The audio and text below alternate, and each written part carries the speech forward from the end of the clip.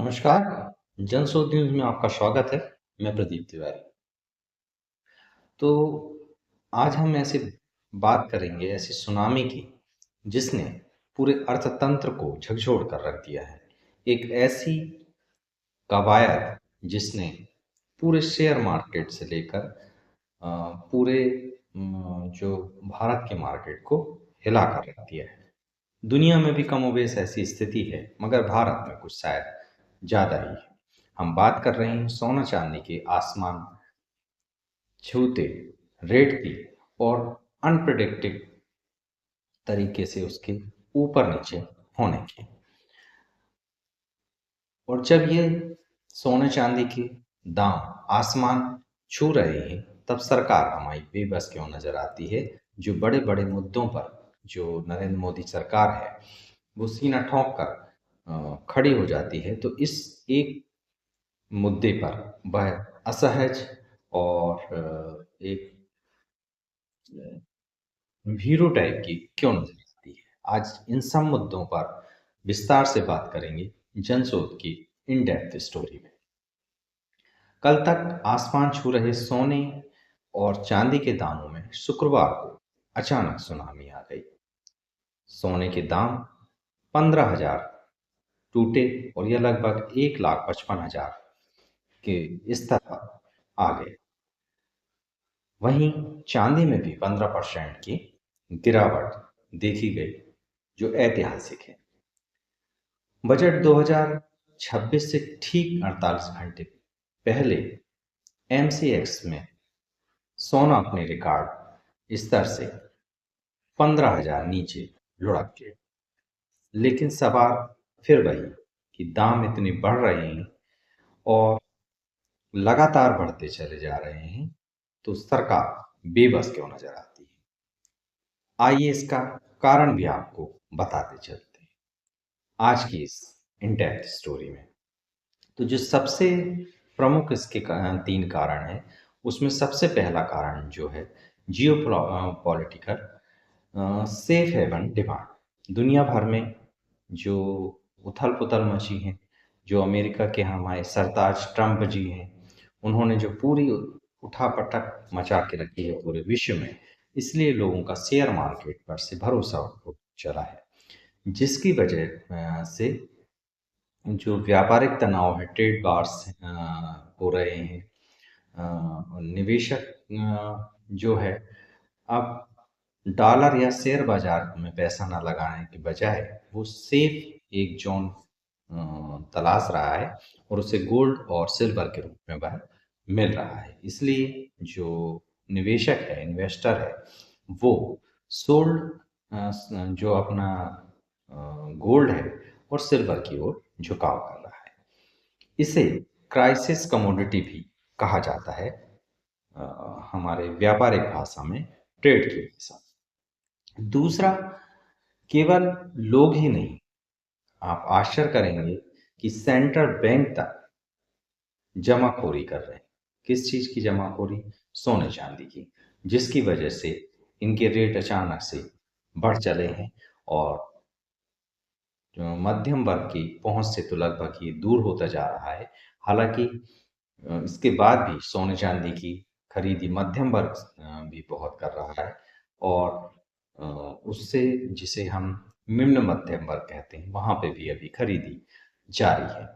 केवल आम आदमी ही नहीं, बल्कि भारत का जो आरबीआई है और दुनिया भर के जो सेंट्रल बैंक हैं, केंद्रीय बैंक है, अपने डॉलर पर निर्भरता कम करने के लिए, क्योंकि जो ट्रंप महाराज हैं वो न जाने कब क्या कर बैठे, इसलिए उस पर निर्भरता कम करने के लिए सोना खरीद रहे हैं।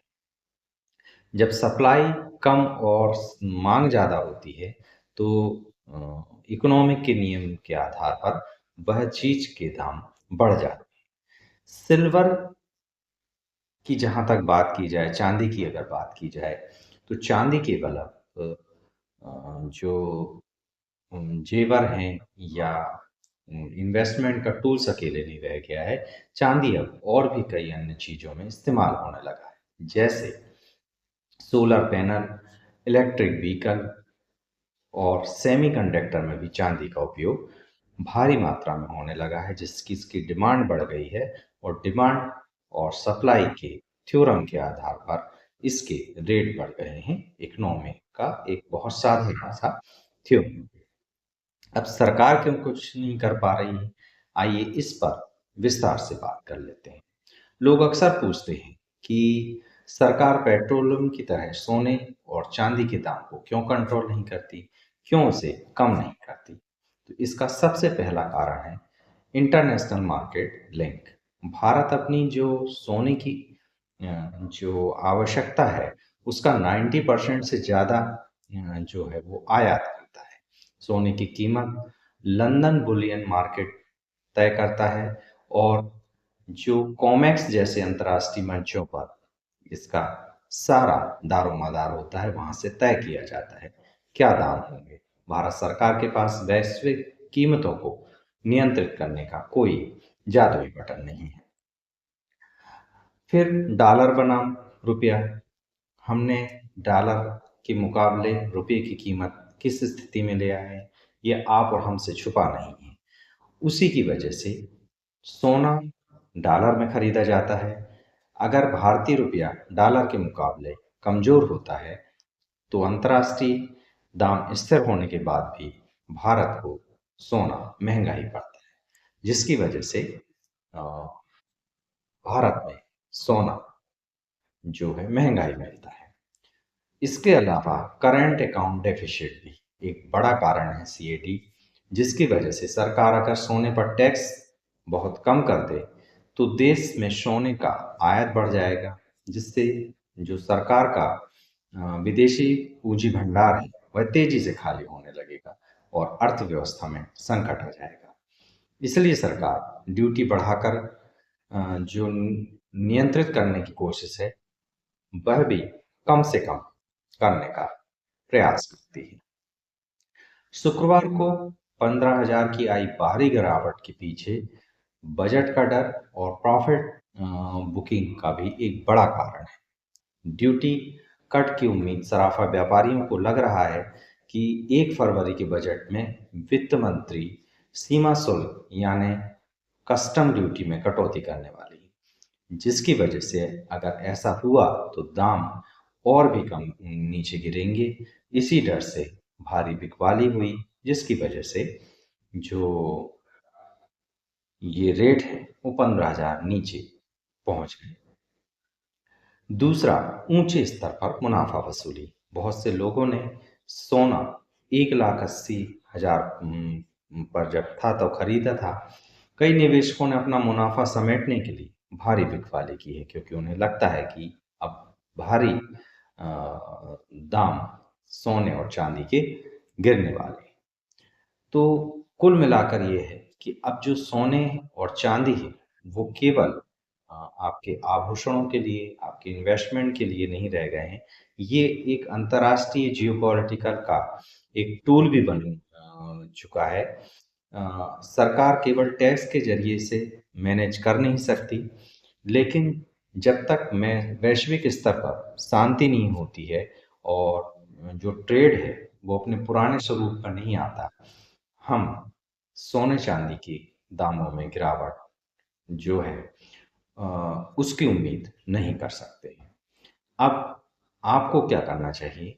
अगर आप निवेशक हैं, इन्वेस्टर हैं और इस दृष्टि से देख रहे हैं, तो आज के समय में आप वेट कर सकते हैं और उसके बाद में इसमें इन्वेस्ट कर सकते हैं।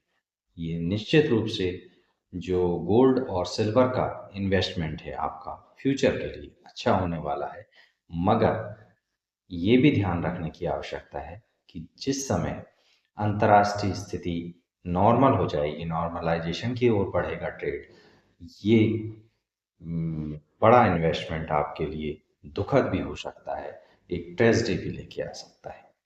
आखिर भविष्य की गर्त में क्या है, ये ना आप बता सकते हैं ना मैं बता सकता हूँ, मगर फिर भी गोल्ड और सिल्वर का इन्वेस्टमेंट आपको उतना लॉस नहीं देने वाला है जितना कि शेयर मार्केट के शेयर देने वाले हैं। आप इस सब में क्या राय रखते हैं? आप भी हमसे शेयर कीजिए। कहीं ऐसी गलतफहमी नहीं है कि हम ही इस सेक्टर के पुरोधा हैं और हम ही जानते हैं। आप भी अगर इस मुद्दे पे अपनी स्पेशलाइजेशन रखते हैं, आप अगर शेयर करेंगे तो हमें खुशी होगी। और अगर आप जलसूत के दर्शकों के लिए जुड़ना चाहेंगे हमसे, तो आप वो भी हमें कमेंट करके बता सकते हैं। बेखौफ पत्रकारिता और बुलंद आवाज़ को चुनना चाहते हैं तो लाइक और सब्सक्राइब करना ना भूलिएगा। देखते रहिए जनसोत। नमस्कार। याद रखिए, सच को चिल्लाने की आवश्यकता नहीं होती और राष्ट्र सर्वोपरि है।